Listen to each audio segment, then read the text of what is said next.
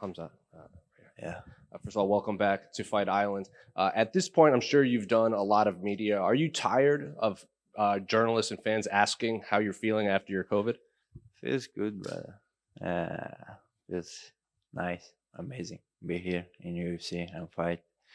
And I enjoy with everything with here.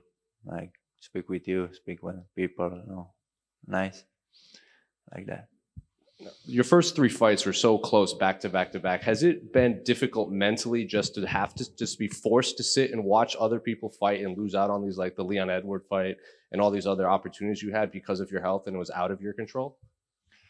Yeah, it was hard. Always been hard. I fight only 4 or 5 years in the MMA.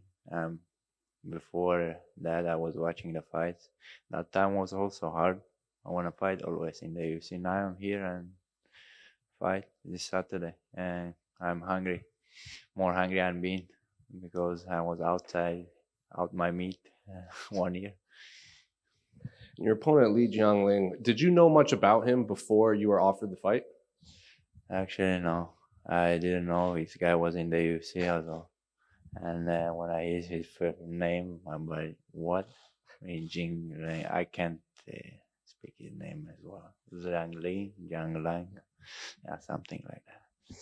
Have you watched any of his fights since you got the fight, or are you just focusing on what I he was doing? see his highlights and his highlight against Neil Magny. He lose fight against him, something like that. I doesn't like to rewatch my opponents. I'm more focused on what I'm gonna do. I don't think about my fighters, opponents. Like last time, I did go in and smash this guy, don't get the punch. If you focus on what you're gonna do something. But if you focus on what you're gonna do everything with him. Did it matter who they offered? You just wanted to fight. It just happened to be him, and he's ranked, so you said yes. Of course. For me, it doesn't matter who I ranked or no ranked, and I accept everything. Then this is going to be technically your first fight in the UFC with fans. Your first three fights were kind of in a bubble. Are you looking forward to having the full UFC fight week experience finally? For me, it doesn't matter actually. It's fans, no fans. Cage is cage. For me, there inside, I feel at home. I'm happy, enjoy. Yeah. Khamzat, are you officially a welterweight now? No more middleweight? I give my word to my coach. We'll focus on 170 now and take this belt. And after that, we'll jump up and smash somebody there. Why did you think it was important to focus on welterweight for the future? For me, actually, it doesn't matter. It's a question to my coach. And he said, if you still want to work with me, you have to listen to me and we have to work like team and family. Did you ask him why? No, I never asked him why. He just tell me do some things and go and do. I believe him and he believed me. Before you got sick, you were fighting all the time, like once every month. Do you plan on fighting that regularly again now that you're back?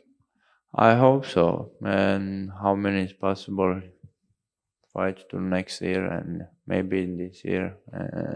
It's up to UFC. Yeah. You were scheduled to fight Leon Edwards, who's up very, very highly ranked. After this fight, do you want to fight someone similar to him, someone at the very top of the division, or are you happy to take your time? I hope so, but I don't think these guys want to fight with me after this fight.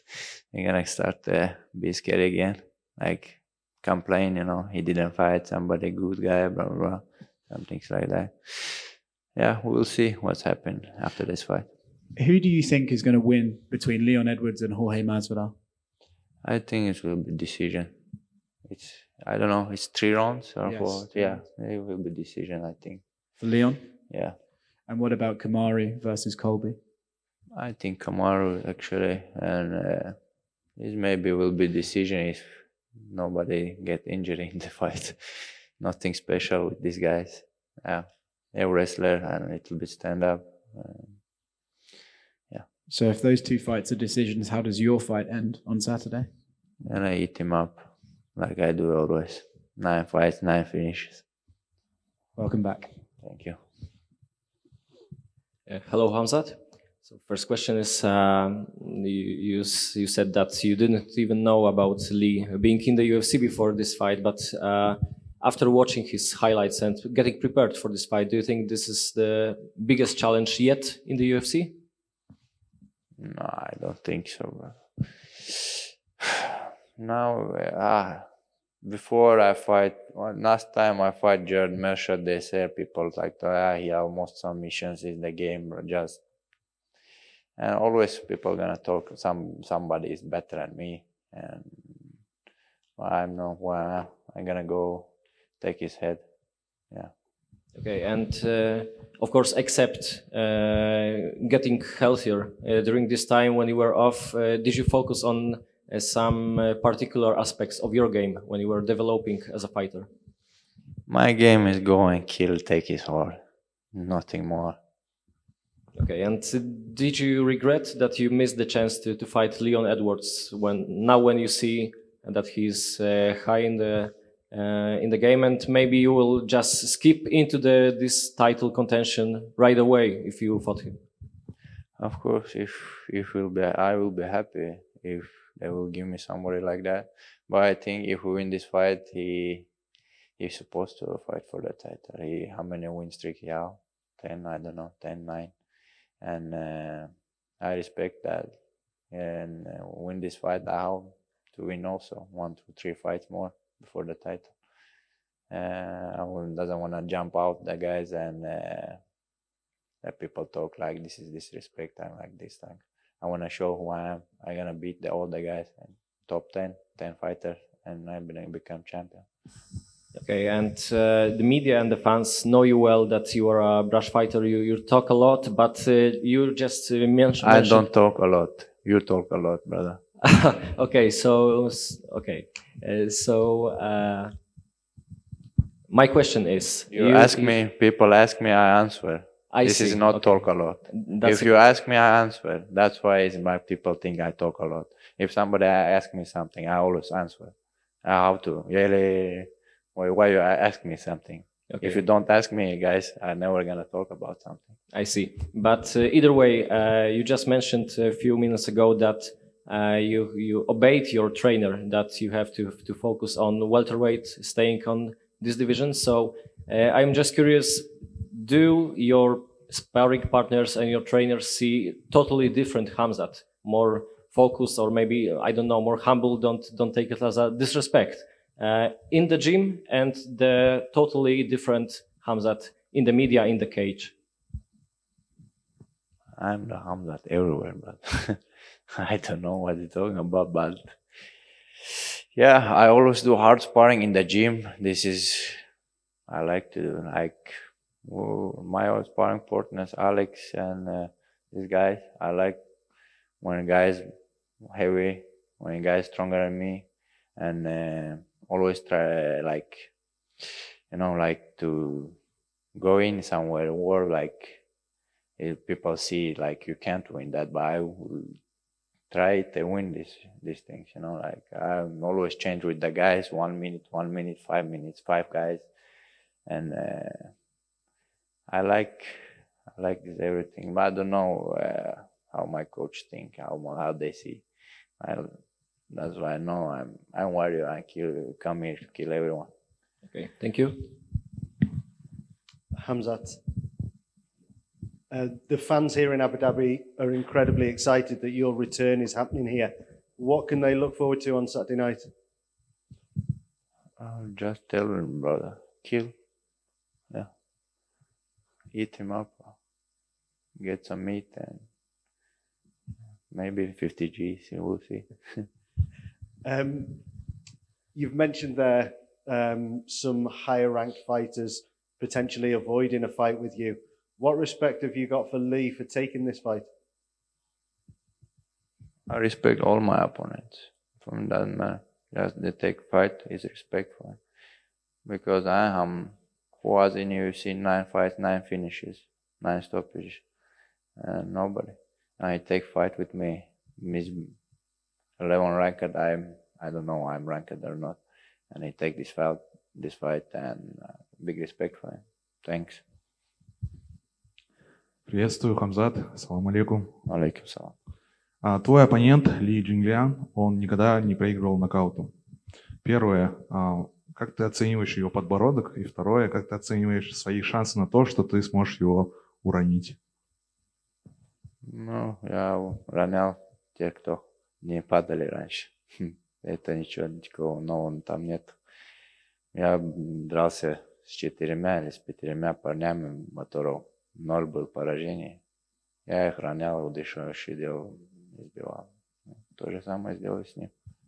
То есть нам стоит ожидать либо удушающий прием в твоем исполнении или нокаут? Я не знаю, что ожидать. Выйду, буду бить его. Может, головой вырублю. Я не знаю, что. Как Келлен Холланд вырубился, знаешь. После, возможно, победы собираешься ты кинешь вызов кому-либо из дивизиона? Допустим, условно, тому же Камару Усману. Я тут. Я уже тут, и это вызов для всех. Я же говорю, 10, топ-10 со всеми подряд. Без разницы. Даже если он не в топе, мне если честно, пофиг. Я просто хочу драться и зарабатывать свои бабки и жить счастливо. Сделать свою маму счастливой. Желаю удачи. Спасибо большое. Yeah, based on your history, can you understand when people don't want to get vaccinated? I'm not vaccinated, but I have to do that when I'm going back in Sweden. My brother did vaccinate, and a lot of guys I know did vaccinate. For me, it doesn't matter. If it's good things to be healthy, why not? Хамзат, приветствую. Вадим Тихомиров, matchtv.ru. Ты изначально говорил, что можешь драться каждый месяц, и действительно дрался часто, потом пришлось пропустить год. Просто интересно, ты как религиозный, как верующий человек, считаешь ли, что это такой был знак свыше, может быть, и изменил ли вообще, грубо говоря, там, подход к тому, что ты говоришь после этого? Просто как ты сам это воспринял? Нет, конечно, зачем извиняться? Я тот же Хамзат, который я был. Это бои. По религии, если мы будем говорить, тут мне нельзя даже находиться. Религиозность и бои связывать я не собираюсь. Это мордобой, если честно сказать. Я кого-то избиваю, может, его мама смотрит, это для меня харам. Его мама или брат, сестра, кто-то плачет из-за этого. Но, к сожалению, жизнь такая. Надо кого-то бить, чтобы зарабатывать и жить. Ты не дрался целый год, опять же, не было в какой-то момент ощущения, что финансово стало тяжелее? То есть, грубо говоря, ты привыкаешь к одному объему дохода и потом год без дохода. Вот сейчас, насколько ты себя там финансово чувствуешь стабильно? Если честно, мне без разницы. Если мама есть, кушает, мама где-то живет в хорошем жилье, мне без разницы, где я живу. Я иногда живу в зале, иногда живу в отеле. У меня даже в своей квартире ничего нет своего. Но люди думают, что я такой-то богатым писал. Пацан богатенький, там уже осознался туда-сюда. Те, которые люди подарили подарки, там часы все такие остались, но с деньгами я не такой богатый парень. Я богат душой. Твой брат мне в интервью говорил после 2 твоих боев, что у тебя нет машины своей в Швеции. Потом тебе дарили машину, потом она разбилась в итоге. Какая ее сейчас судьба и есть ли у тебя свой транспорт в Швеции? Да, мне дарили машину, до сих пор есть, но она разбитая. Брат одолжил, куда-то отвез, я ее не видел. Я на нее катался 1-2 раза, потом брат забрал. И его друг разбил ее, что-то такое. 2 вопроса буквально. Вы в Чеченской Республике пересекались с Артуром Битырбиевым, довольно жестким парнем из Хасавюрта, чеченцем. Не спарринговали ли вы с ним по правилам бокса, хотя бы там легко или каким-то образом? Да, не, по правилам бокса он мне башку снесет. Мы по правилам ММА. Хотел бы спарринг сделать. А он сам хочет в ММА? Тебе было бы интересно проконсультировать его, помочь ему? Если он хочет в ММА, конечно, я помогу ему, буду рад, но я не думаю, я не советую ему сюда приходить. Тут это вообще совсем другой бокс, красивый вид спорта и хорошо зарабатывает парни. Лучше там остается, и он непобежденный. и все нокауты. Молодец, парень. И вот 2 года назад здесь на турнире на бою Хабиба присутствовал глава Чеченской Республики. Прилетит ли он в этот раз? Обсуждали ли вы это с ним? Я надеюсь, у него много дела, и посмотрим, что как получится.